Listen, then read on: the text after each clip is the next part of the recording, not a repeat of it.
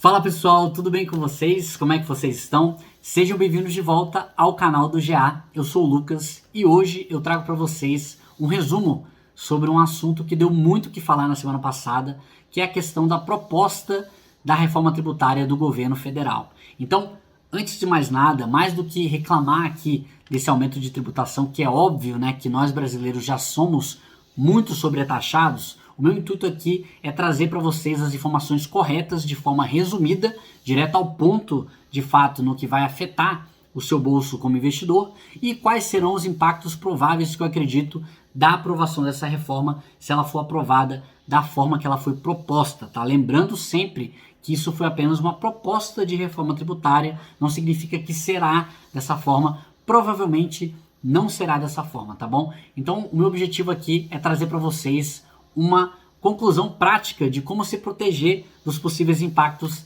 dessa proposta de reforma tributária, tá? Mas se você gostar do vídeo, então, deixe o seu like, se inscreva no canal, isso é muito importante para mim. Vamos direto ao vídeo, então, logo após a vinheta.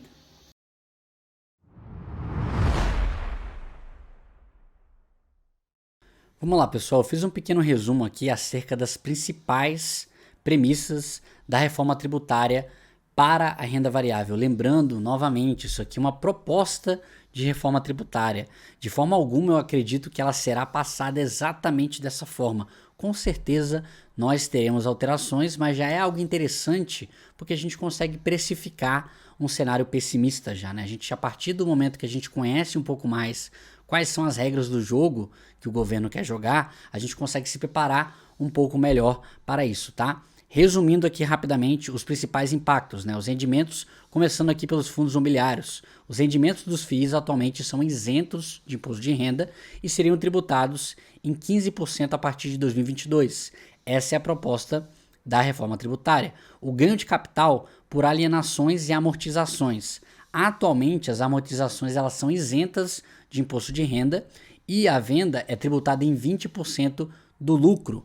Tudo isso passaria para ser tributado em 15%. Então, você poderia ter amortização tributada nessa nova reforma tributária. Então, basicamente, o que a gente vê aqui, exceto uma redução aqui da tributação na venda, a gente vê basicamente só um aumento de tributação nos fundos imobiliários, de forma geral, bem negativo. Quando a gente olha para CRIs, CRAs, LCIs, LCAs, tudo bem que não é renda variável, mas eu decidi colocar aqui porque os fundos de papel, né, tem bastante desse tipo de investimento aqui em renda fixa. Eles permanecem isentos, tá? Então isso é positivo até um certo ponto para os fundos de papel. Teve fundo de papel caindo um pouco mais que fundo de tijolo, acredito eu, principalmente por conta dessa possibilidade de bitributação, né? Você tem a tributação dos CRIs, dos CRAs e também você tem a tributação depois na hora de repassar o dividendo para o cotista, né? O rendimento para o cotista. Os FOFs eles não foram citados especificamente na proposta de reforma tributária, mas provavelmente eles não serão bitributados, porque acontece o seguinte, o FOF ele tem vários fundos imobiliários dentro da carteira dele, né? Ele tem um portfólio de fundos imobiliários. Então, teoricamente, né, ele seria tributado no momento que ele recebe o dividendo e no momento que ele for repassar o rendimento para o cotista, ele sofreria uma outra tributação. Provavelmente isso não vai acontecer, provavelmente isso terá uma alteração, terá uma regra especial para os FOFs para que essa bitributação não ocorra. Atualmente a proposta ela é omissa em relação aos fundos de fundos, mas acredito eu que isso teria que ser implementado para não matar a indústria de FOFs de vez, né? Elas teriam um impacto duplamente negativo se bitributadas fossem. Então tem que tomar um certo cuidado com os FOFs, mas eu acredito que o impacto será igual aos outros fundos imobiliários. Quando a gente olha para as ações, basicamente o que mudou aqui, né? Os dividendos, atualmente eles são isentos de tributação e seriam tributados em 20%, tá? Incluindo fundos de ações. Então os fundos de ações, eles não teriam isenção no recebimento de dividendos, tá? Então tem muita gente achando que fundo de ações teria isenção. Não, tá? É para todo mundo. A única exceção a essa regra são micro e pequenas empresas com ganho de capital inferior a 20 mil por mês, 240 mil por ano, mas aí é PJ, tá? A isenção é para pessoa jurídica. Pessoa física não tem essa isenção. Chegou a ser noticiado uns dias antes da proposta da reforma do governo que teria essa isenção até 20 mil reais para pessoa física, mas acabou que quando a proposta foi apresentada, mostrou-se que isso não era verdade, pelo menos a informação não era tão precisa, né? A informação precisa é de isenção de 20 mil reais para a pessoa jurídica, tá? Micro e pequenas empresas, tá? Os JSCP eles serão extintos, então para quem não sabe, o juros sobre capital próprio é uma forma de algumas empresas conseguirem abater imposto, né? Elas conseguem reduzir o lucro tributável através da distribuição de juros sobre capital próprio e eles serão extintos segundo essa proposta de reforma tributária. Então aqui a gente vê realmente um ponto que é negativo em relação às ações, principalmente as ações que distribuem muito JSCP. Vou falar posteriormente quais serão os setores mais impactados nessa possível eliminação do JSCP. Para compensar esse aumento de tributação nos dividendos e a extinção do JSCP, tem uma compensação no IRPJ, que é o Imposto de Renda de Pessoa Jurídica. Uma redução de 2,5% em 2022 e mais 2,5% em 2023. Ou seja, de 15% em 2021, no ano que estamos, para 12,5% em 2022 e depois para 10% em 2023. Para mostrar para vocês aqui, eu trouxe esse quadro do WHG Consultoria, que eles mostram um cálculo bem simplificado, tá? Ele considera que uma ação que distribui 100% do seu lucro, então é claro, é uma ação geralmente de vaca leiteira, né? Um cash cow, ou uma ação que paga muito dividendo, tá? E ele mostra o impacto no lucro recebido pelo acionista por conta dessa tributação. Então aqui ó, a gente tem a regra atual, 2021, quando você olha o RPJ, o CSL, você tem 34% de imposto, né, sobre a pessoa jurídica. Os dividendos são isentos na proposta atual, então a carga total acaba ficando 34%. Quando você tem um lucro tributável de 100, ele faz diversas contas aqui para mostrar que o lucro líquido chega a 66, né? Então 34% é tributado na regra atual. E como não tem tributação de dividendos, o lucro recebido pelo acionista acaba sendo de 66, igualzinho ao lucro líquido da empresa. Ela pode distribuir todo o lucro, se ela quiser, ao acionista sem tributação. Quando a gente vê 2022, né, que seria a proposta do governo, você teria os dividendos tributados em 20% e uma redução no RPJ de 2,5%, indo para 31,5%. A carga total de 45,2% sobre as empresas, caso elas decidam distribuir o lucro através de dividendos. Então você tem aqui um lucro líquido maior do que 2021, né?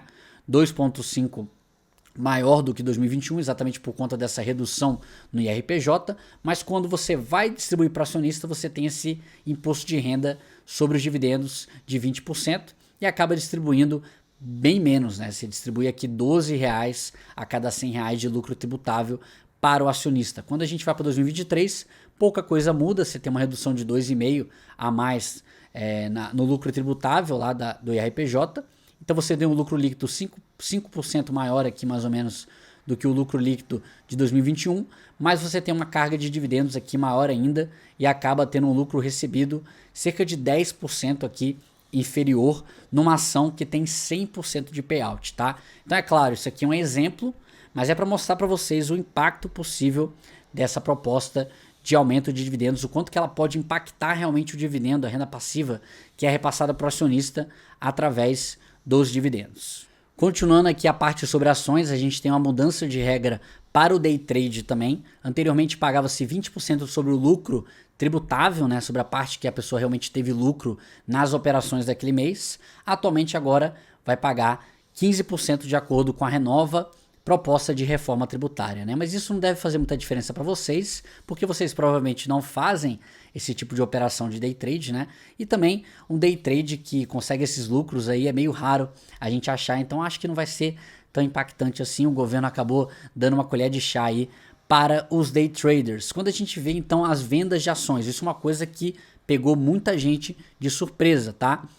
A gente tem a regra atual com isenção até R$20 mil mensal e você consegue compensar somente na mesma classe de ativo. Então, swing trades com swing trade, fundos imobiliários com fundos imobiliários e day trade com day trade. A nova proposta de reforma tributária é positiva em que sentido? Agora você vai ter uma isenção de R$60 mil trimestral, tá? Então você tem essa apuração de DARF trimestral, é um pouco mais fácil, facilita um pouco, você não precisa fazer a DARF todo mês agora. Você vai continuar com essa isenção de R$20 mil por mês, só que agora ela soma por 3 meses. Então você tem isenção até R$60 mil de venda trimestral.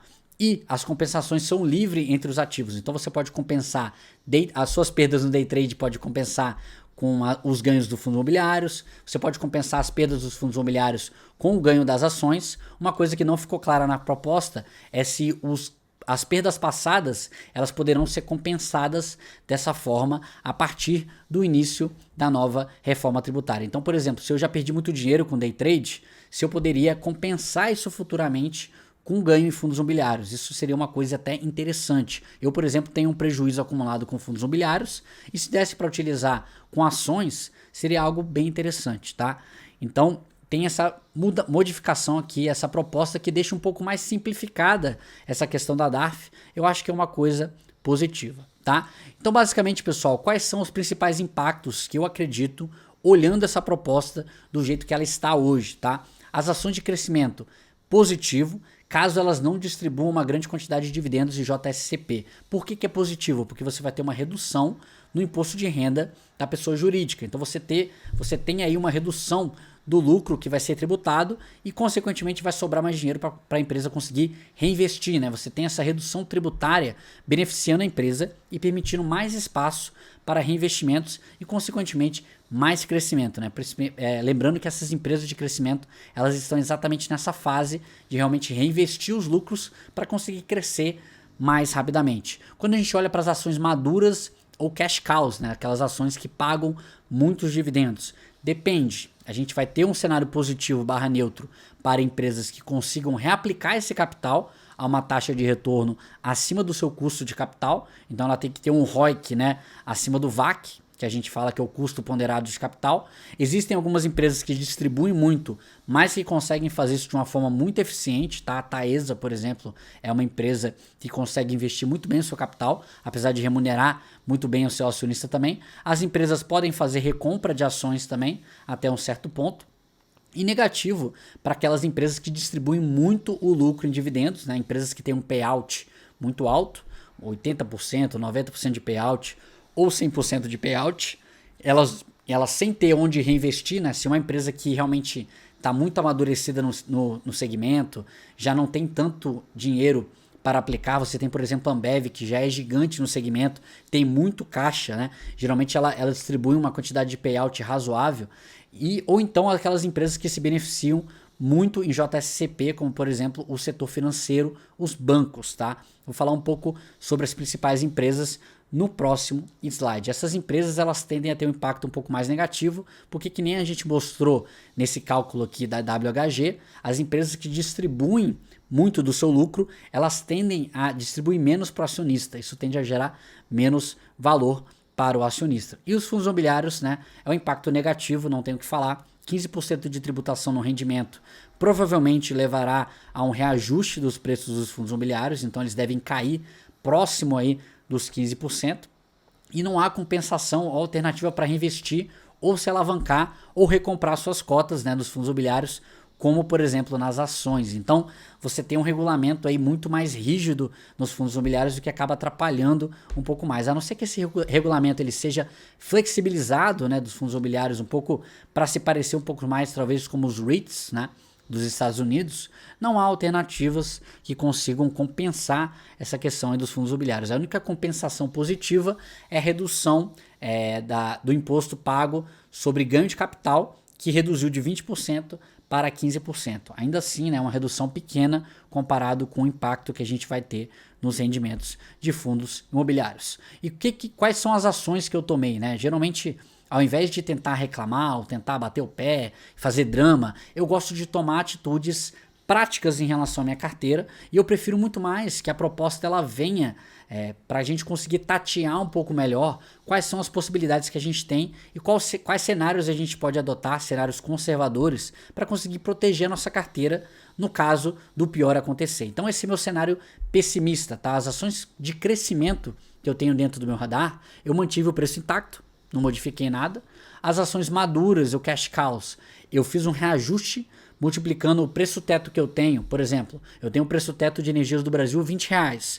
Eu fiz um reajuste e multipliquei por 0,95 vezes, tá? Para contabilizar o quê? Tanto o impacto dos dividendos que serão tributados, provavelmente, como também essa questão da JSCP ser exterminada, né? Ser retirada, ser cancelada. Então, elétricas, empresas de saneamento, né? Que são empresas de utilities, bancos tradicionais, financeiras, essas empresas elas distribuem muito juros sobre capital próprio. Eu fiz esse pequeno ajuste no preço teto para conseguir contabilizar isso, tá? Contabilizar esse risco disso acontecer. E os FIIs, né? Foi o maior reajuste que eu fiz. Eu multipliquei 0,9 o preço teto de um fundo imobiliário. Então, por exemplo, eu tenho o fundo imobiliário que é o RBRP 11. Tinha o preço teto a R$100, eu reduzi para R$90. HSML R$100 para R$90. Então, eu estou sendo um pouco mais pessimista em relação a esses ativos, um pouco mais conservador no valuation, para conseguir me proteger contra essa possível tributação. Deixando claro que é possível, né? Por isso que eu não coloquei aqui 0,85 vezes. Se eu colocasse uma redução de 15%, eu já estaria considerando que esse cenário vai acontecer. E por último, né, eu acredito que a proposta apresentada pelo governo é meio que o pior caso possível. Por quê? Geralmente em negociações políticas, o que a gente vê é que a proposta para o governo que quer arrecadar mais, né, o intuito dele é tentar passar a proposta que tem a maior carga tributária. E aí ele vai negociando, né, com o Congresso e com as entidades ao longo do tempo. Eu acho que a estratégia está sendo seguida à risca aqui. Então, eu acredito que eles estão apresentando o pior caso possível e que raramente essa proposta ela vai ser aprovada sem modificações nesse texto, sem modificações que sejam mais positivas em relação à redução da carga tributária. Então você vai ter diversos entes aí trabalhando para tentar reduzir um pouco a carga tributária em relação a essa proposta. Eu acredito que essa proposta é a proposta então mais negativa. Então, resumindo, pessoal, espero que eu tenha conseguido traduzir aqui para vocês todas as mudanças dessa proposta, quais eu acho que serão os impactos possíveis e espero que vocês tomem um certo cuidado agora, contabilizando um pouco mais de risco dentro das ações que vocês estão comprando, que eu acho que é o melhor caminho a ser tomado, tá? E não ficar aí esperneando pelo governo X ou governo Y. O que a gente tem que fazer é se preparar independentemente de qual ação o governo tomar. A gente tem que poder focar no que a gente consegue controlar de fato, tá? Então, se você gostou desse vídeo, deixe o seu like aqui embaixo, se inscreva no meu canal. É muito importante para que a gente possa continuar trazendo esse conteúdo de qualidade aqui para vocês, tentando orientar vocês nesses momentos um pouco mais incertos da nossa bolsa. Um abraço a todos, bons investimentos e até semana que vem.